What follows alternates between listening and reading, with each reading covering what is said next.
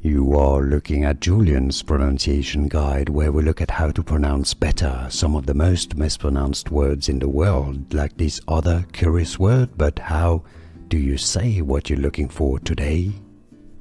Name pronunciation. How to pronounce. It's generally pronounced in English as Erik. English pronunciation, also Norse or Scandinavian pronunciation.